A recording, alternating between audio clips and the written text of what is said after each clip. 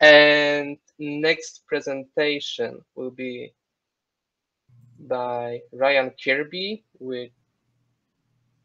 from Blue Marble Space Institute, and this presentation is the need for dedicated science communicators in every science team. So, hello, and you can start your presentation. Awesome, thank you. All right, there we go. So, hello everyone, and thanks. I just want to start by giving a big thank you to the Polish Astrobiology Society and everyone that's helping to moderate these events.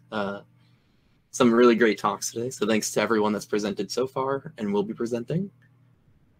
And I also have to give a big shout out and thank you to the Braille team at NASA that I work with, and my colleague there, Riley Slater, who worked with me on the presentation.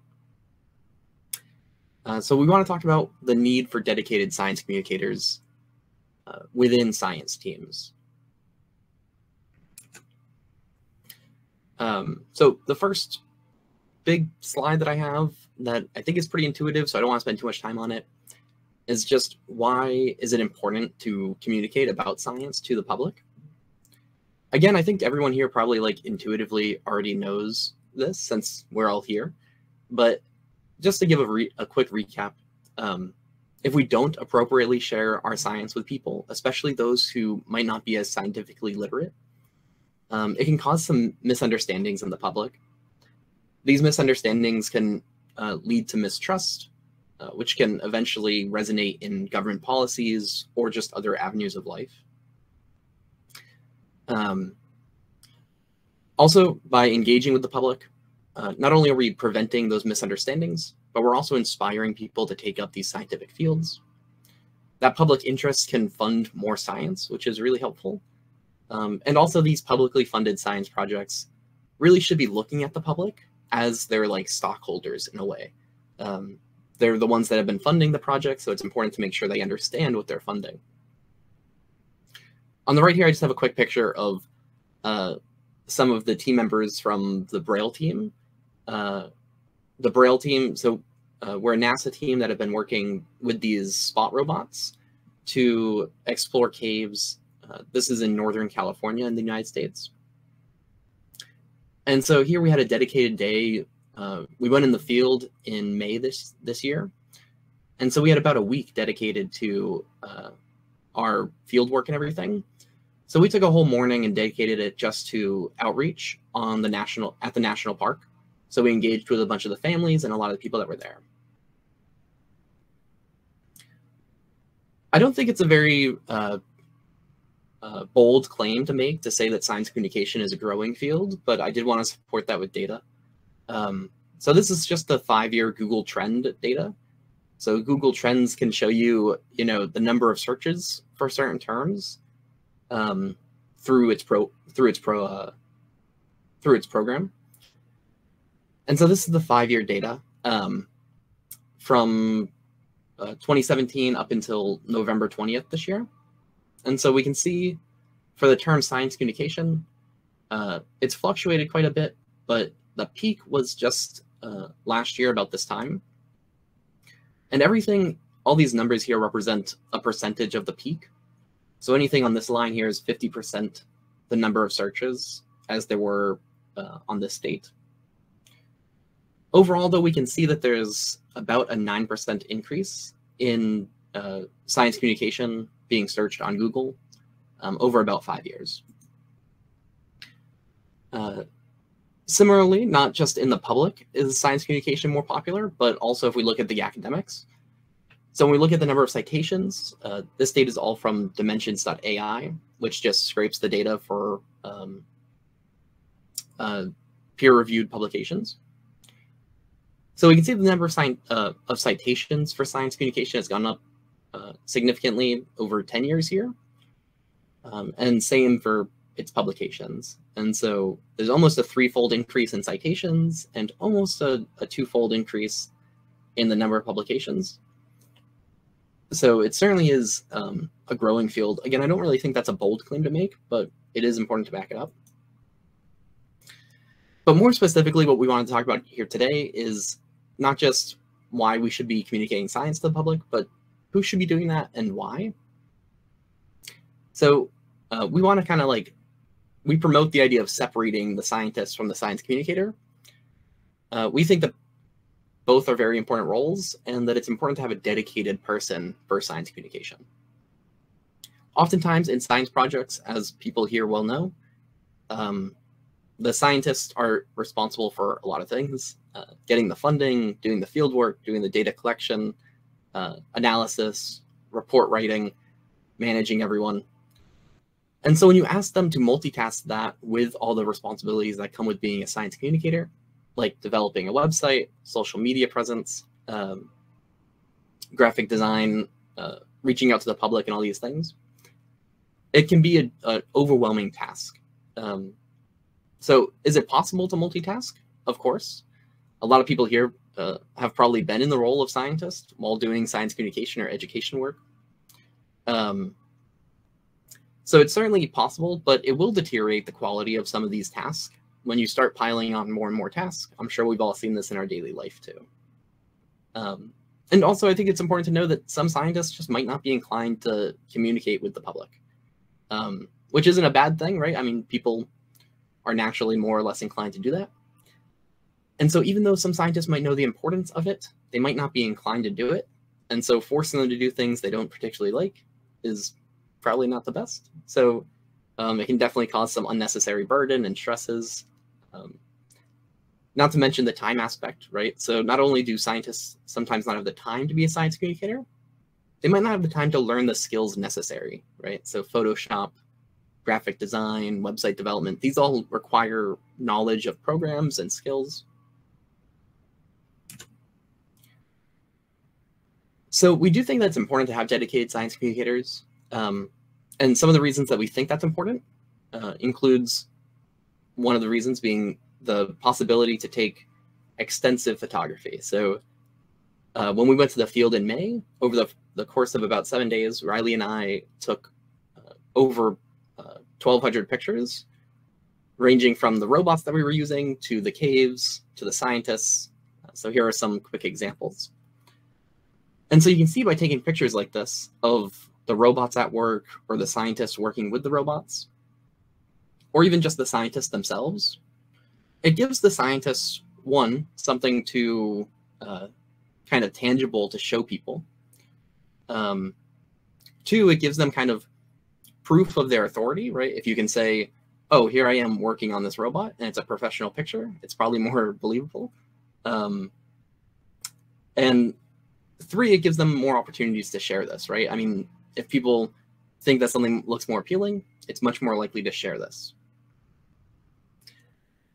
And also, I think it's important to note that it also promotes kind of teamwork and team building, right? I mean, just trying to get this one team photo, we spent maybe 15 minutes and had a lot of laughs. So we had a few pictures of us all laughing, and so I think that's just one example of the fact that you can get a lot of good team building experience from having photographers going around following the scientists. Another thing that's really important for science communicators is graphic design, which is certainly another skill that it takes a while to learn, and not all scientists have the time to spend learning that. So for example, we took this picture on the left and turned it into more of an infographic diagram. So some of the things that changed here, or are kind of our process for doing this, was we took the photo, and the first thing we did was expanded it in Photoshop. So you can see it's a pretty small photo. And so you can see some of the breaks between the expansion and the actual photo. So it's certainly not perfect, but it gave us room to add these labels. So then we went ahead and we talked with a roboticist on the team for probably an hour and a half to 2 hours or something, all about the robots, all their parts, what they do, all these things. For some of it, we translated, I guess you could say, the jargon into normal terms that everyone uses, like all-terrain feet or strength and mobility of the joints. And for some of it, we left, like, for example, spot sensing and real sense cameras, LiDAR system. These are very common terms that or branded terms in some cases, that if people want to learn more about, they can Google really quickly or look into and find a lot of information on them. But they're also kind of hard to simplify into a couple words to fit on a diagram.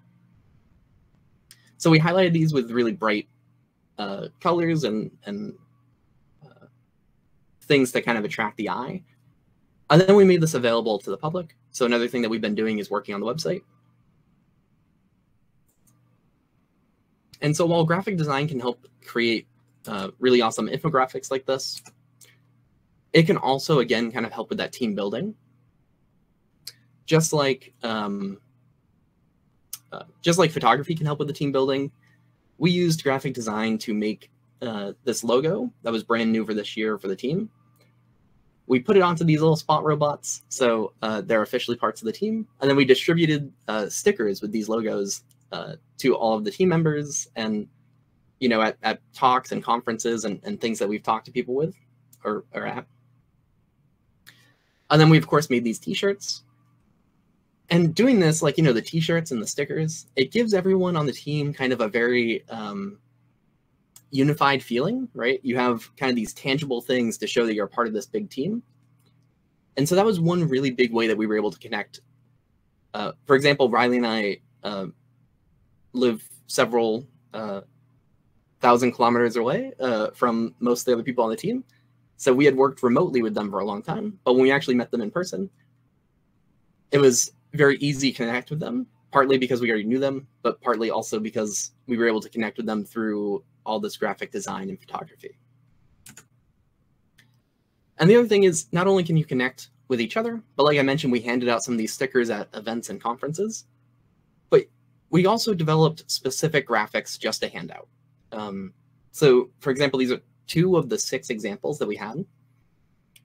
They were printed onto like 4x6 cards, and they were also printed as big, like 11x17 posters. And on the back of these, we had additional information about a paragraph about Braille, the project, and a QR code to scan that brings you to our Linktree profile with our social medias and website. And you can see these are obviously a little more fictionalized of what we're doing and cartoony. The idea here is more to attract people to read the back as opposed to show them exactly what the science is. So this shows a spot looking out from a cave into the space. And since this is a Mars analog mission, the idea would be eventually to prepare these for Mars. Here we have one on Mars looking at Earth, the pale blue dot, right? And so again, though, all this requires special tools and skills that some scientists might know, but some might not. And even if they do know it, it takes a lot of time to use these. So really quickly, I'll get to some of, I see a lot of questions coming in, which is awesome. But so really quickly, just to finish off, some of the other benefits that come about with science communicators, dedicated science communicators. You get website development. You get content development, social media management. They can do external interviews, give public talks. It helps with team building. They also might have new creative ideas on how to share the science, like books or animations. So this is our link tree for Braille. So feel free, we're at NASA_Braille for pretty much all of our social medias. So if you want to check out some of our work or some of the cool science communication stuff we do, we're accessible there. Also, I just want to say real quick, I might have meddled in here a little bit into advertisement territory, and we're certainly not, I think the point here is more that we think that every science group would benefit a lot from having a dedicated person that's responsible for science communication, no matter who that is, right? So that's kind of my closing remarks. Again, I just want to thank the Astrobiology Society of Poland and my team members, and especially our PI, Jen Blank. But yeah, so I'd love to get some questions. Okay, so can you hear me? Yes. Okay, so great. To be honest, I forget to check the time because I was so focused on your presentation, and it. So we have a lot of discussion, and also I think 3 questions. But if you want, you can fast check our discussion and maybe comment just our messages. But Yeah, first question is from Henrik Hargitai, and after that there are two questions of Sip Sankar. yeah. Henrik says, should it be a task of professional journalists like the media, or the role of science communicators should be part of and financed by research institutes or universities? So who should finance their work? That's a really good question. I think I don't have the best answer for that. I'll tell you one thing that we thought a lot about including in this presentation was who to pick to be science communicators, right? Riley and I are both early career on our way to be scientists, but we both have a lot of experience in communication and education. And I think we kind of represent a good demographic to be science communicators in this regard, because they open up it opens up the possibility to, for example, we do about 5 hours of work other than when we went to the field remotely. And so, how do you say, we're not too expensive? And so I think in terms of the financing, I don't think it always has to be very expensive. And I think generally, however you can get funding for it is a reasonable option. I know that a lot of grants and everything now are actually asking for, you to write in someone to be like a website developer for the team or a social media manager for the team in a science team. And so I think that's a really good way to kind of squeeze the money out, is sometimes you can get the money in the grants for projects. And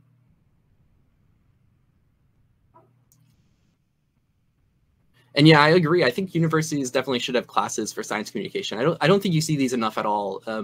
You see photography classes and graphic design classes, but you don't see, them based for science at all, which is a shame. And then Simsankar asks, do you feel that teachers, professors, the primary level science educators and communicators should be trained before they go for teaching? Because academia does have the rigid traditional system to hire faculty on the premise of academic qualification or publications. Yeah, that's a good question. I think it gets to like kind of the larger idea of academia in general. I think, yes, there should definitely be some, I don't know if you never necessarily need training, or if you don't have that training, at least like previous experience as a communicator and a teacher. So I don't know if I'm the most qualified to answer the question, but I would say I think that there certainly should be, some level of training or past experience. And then, do I feel that scientists should have a general appreciation for art to help enhance their capacity to make their presentations and things more interesting? Yes, I think that art and sciences are too often separated. And like I mentioned, I'm obviously a science communicator, but I am doing PhD applications. I'm hopefully on my way to becoming a scientist as well. And I think, yes, I think the science and art are way too often separated, when indeed, like, art only helps science, right? And science only helps art, right? You get the idea of like speculative evolution that we heard from earlier. That in itself is just combining art and science, right? To better understand both. So, yeah, I think hopefully that answers some of the questions. I have one. I wanted to write it, but yeah, it can be just faster. Have you worked also with psychologists to make a stronger background for, that give other sign that this is so important because our research are showing it. For example, yes, branding, and because I love this brand stuff. And for example, branding is so important to building the teams because psychologists are showing it. That's a good question. I haven't specifically looked too much into the psychological aspect of it. I definitely look more into like the marketing aspect of it, right? Like Sebastian even mentioned marketing teams for science. Yeah, I definitely have looked more into like the marketing side of all this. And I think some of that is definitely founded in psychology research. But yeah, I haven't looked too much more into what else does psychology say about, why this is important and what the best way to do this is, right? But I think that's a really good point, and probably another point to mention when we're talking about, academic criteria or curriculum, right? I mean, not only should you have art classes involved in science like graphic design and photography, but maybe even psychology classes about psychology, right? I mean, there's philosophy of science, but you don't see a lot of psychology of science. So, yeah. Okay, so thank you.